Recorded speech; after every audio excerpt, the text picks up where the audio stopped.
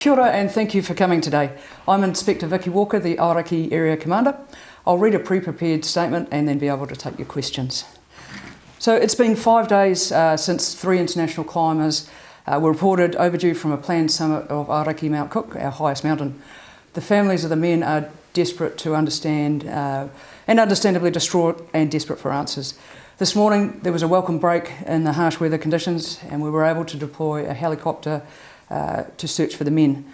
The purpose was to conduct an initial search and also to bring up 2 drone pilots to create a staging area for them to operate a drone as part of the search. We have completed that initial helicopter search and we are now looking to place the drone operators into the alpine environment. The window of opportunity to survey this area is small and we'll continue to assess any new information that we've gathered from the mountain. First and foremost, we're thinking of the men's families in the United States and Canada. It's a deeply distressing time for the relatives and my heart and my team's heart goes out to them. We will of course monitor any new information or sightings. For most of the week the weather has limited our ability to repeat the search that we conducted on day 1. Our search teams have been hampered by ongoing treacherous alpine conditions. It has been too windy for helicopters and simply too dangerous to put teams into the environment. As the highest peak, Aoraki Mt Cook, it is challenging, it's a technical climb and with countless crevasses and hazards. Even if it was safe to put searchers on the ground, we would take around a day to reach the area of interest. This is the frustrating situation that we've been faced with. I'd like to acknowledge all of the teams and specialists who are putting their heart and soul into this rescue operation. This type of work can take a personal toll on our people, especially when we're not able to achieve the result that everybody is looking for. Thank you, and I can now take your questions. What exactly is the area that the police are looking at on Mount Cook? Is there any particular? Yes, as we've previously said, the men were believed to have come into Plateau Hut and their intended route where they were sighted was the Zeebruggen Ridge. And that Zeebruggen Ridge is the area of interest for us.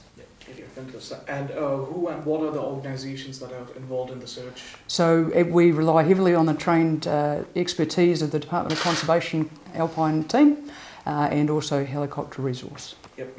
And can police give us any idea as to what happened to the climbers? At this stage, we cannot conclusively say what has happened to them. And how would the retrieval take place if the climbers are found? Look, so that's yet to be determined. Until we find the climbers, then that will dictate how we operate further. And you said that the conditions are treacherous on Mount Cook right now. Do you have a message for other climbers attempting Mount Cook or other? Yes, yeah, I do. Look, to climb Aoraki Mt Cook it's our highest summit in New Zealand. It's an alpine environment. It requires planning, preparation, skills, knowledge and experience. And that is not any comment on the 3 climbers who we're working with today. It is just the fact of the technical alpine environment. Yeah. And is there any chance the climbers activated their personal locator beacon or sent out an SOS call before? We haven't received any communication at this stage. Were they wearing e-boots? I don't know. So is this a recovery or a rescue? We're still in rescue and the activities today will determine how we continue there. Vicki, Donna Marie on the phone here. How big's the search team involved in this? So we've deployed the drone operators from police from Christchurch. We have the Aoraki team from DOC and also local search and rescue, plus the helicopter personnel. Do you have numbers on your team or not? No, it would be no, I don't, sorry.